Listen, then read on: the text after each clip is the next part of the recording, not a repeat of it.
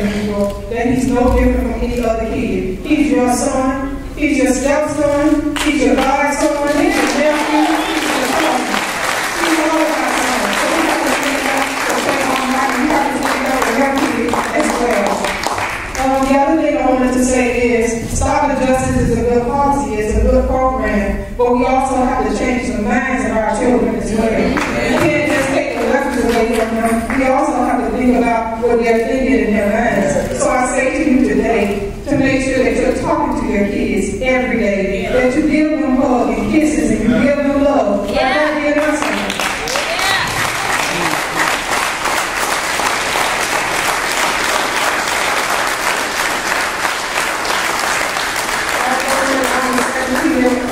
Years old, he was never afraid to give me a kiss in public. He was never afraid to hug me in public. He was never afraid to show a sign of affection. And that's the child that I raised. That's the child that we raised together.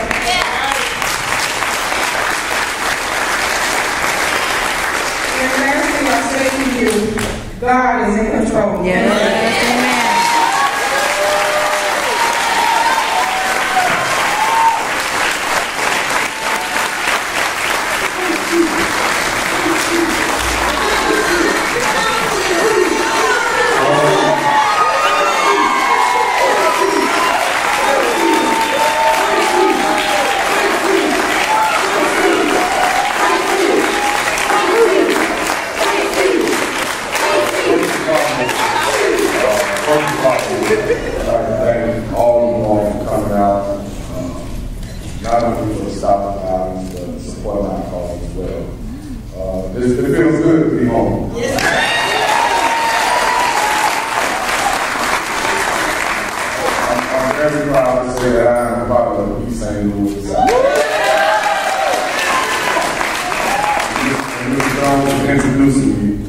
He let me know that I was on the Norman Young's project.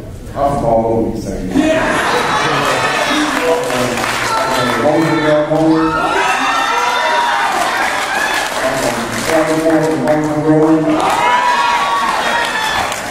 from St. Louis Avenue. I'm from Washington Park.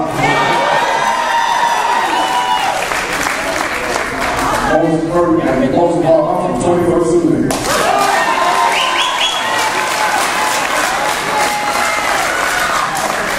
I have a lot of families and friends in there that I haven't seen in a long time. I just want to take this second to ask all my families and friends, please stand up.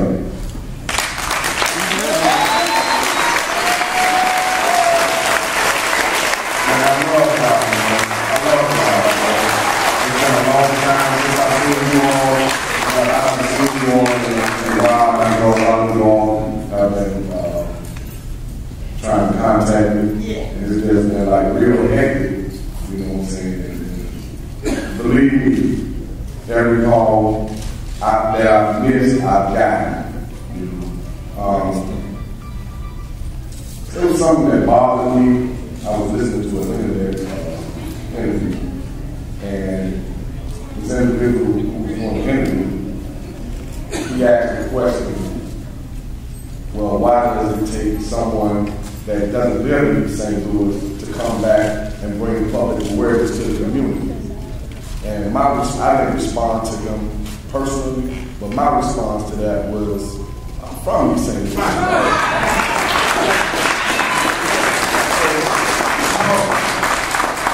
I just want to throw negativity out there just to say, hey, you know, why are you coming here? I come here, these my people.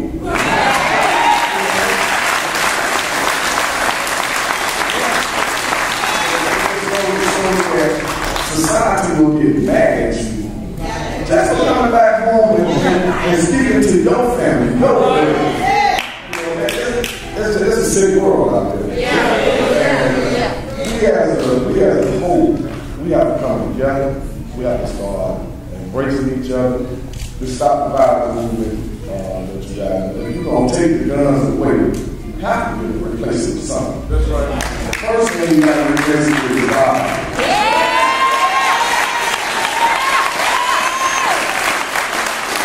If you don't know God,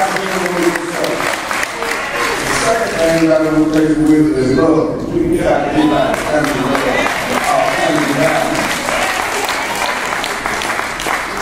And the third thing that I think that's going to get us back is you're going to take it out of the way, give them a book.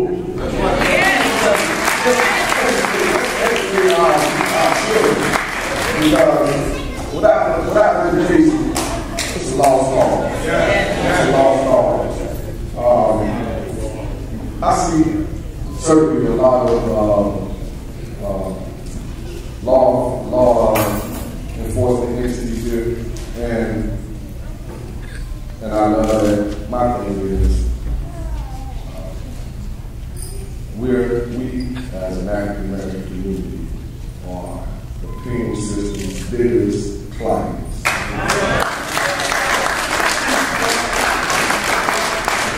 I don't want to take their job away from them, but at the same time, we need to stop heavily populating these institutions.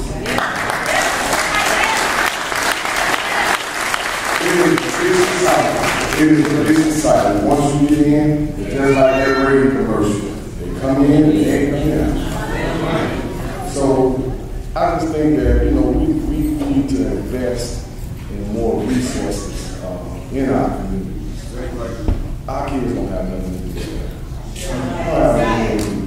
There's no centers, there's just not enough outreach programs. We have churches. I think church is a wonderful thing. Yeah. And if all our churches can get together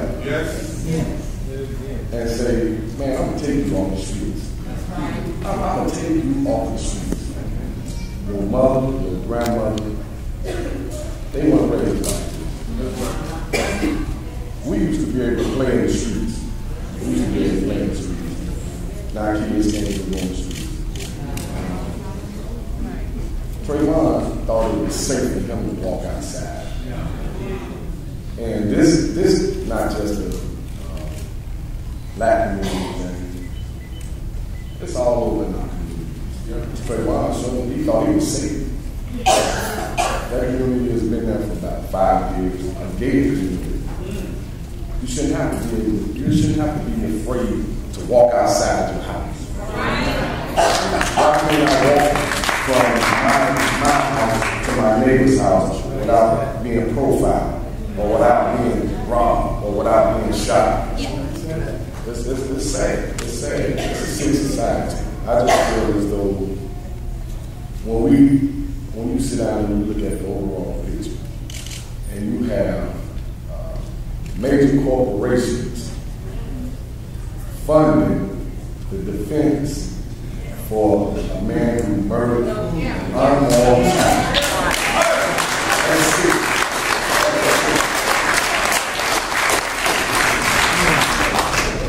The press looked at, okay, there's another black child. One person said his parents were welfare recipients. Man, I'm a hard worker. I work hard.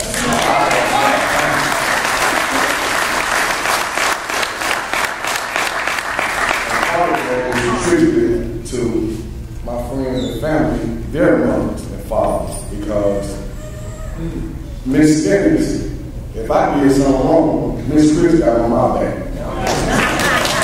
Miss Ellie got on my back. Tommy got on my back.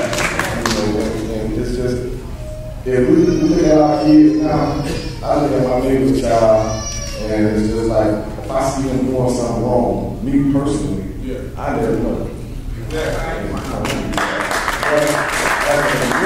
a whole, as a people, 99% of the people won't do that. Because we're afraid of what's going to happen, what that 15 or 16-year-old child going to do. We stereotyping children out. We are the biggest critics of ourselves. We need to learn how to seek help within ourselves before we ask somebody else to help us. If we can't, if you can't help yourself, you can't expect nobody else to help you, man. And I just like to say, man, I applaud, Reverend for opening up the doors, letting all of us come in here.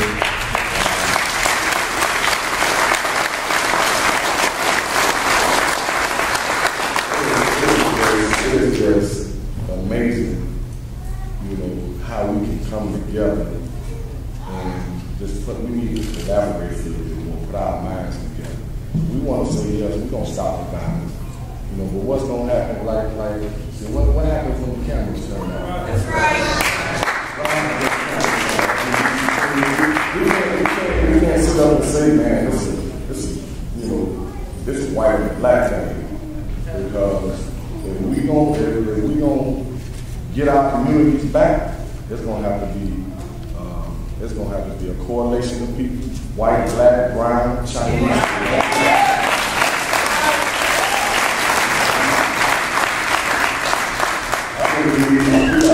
We have a lot of superstar figures from the East St. Louis area, and I just feel as though they need to reach back into the community.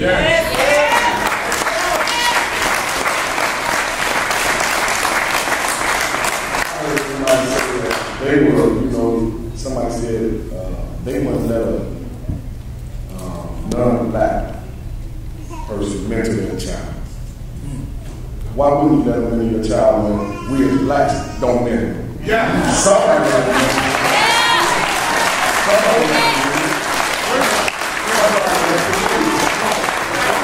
So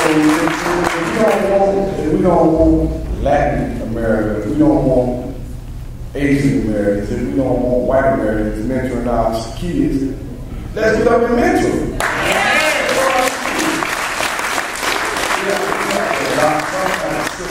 We got to adopt some type of system where we as a community, we as a people can say, okay, we're going to do this together.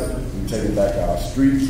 We're going to give our communities jobs. We're going to give our community, most of all, hope. Yes. Right now, we lack hope, and we need that. We need it dearly, and we need it very dearly. But I just want to let y'all know that I really appreciate it, Michelle. All right. I just really want y'all to know that I really appreciate the reception, the warm reception that you all have extended to me and my family, my attorneys. I usually just say our family because this is our adopted, my adopted.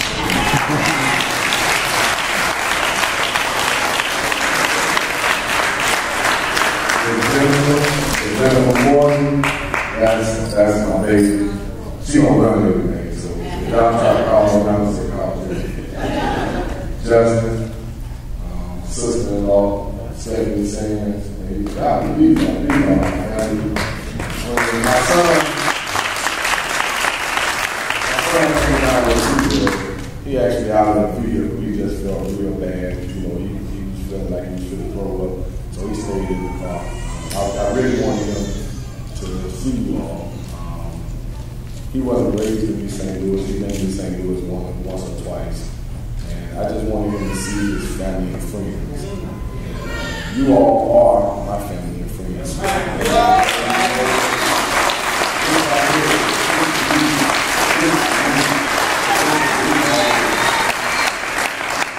I would have traded St. Louis in for nothing in the world.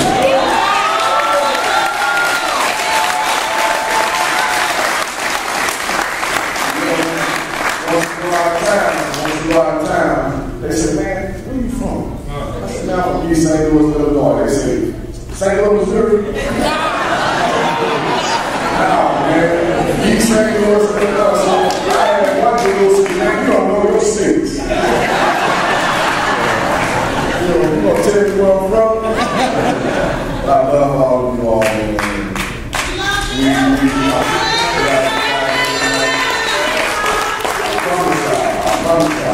I'll be back just for, we don't have to do like a family reunion that Frank was saying. As soon as we get to the justice, we'll be back.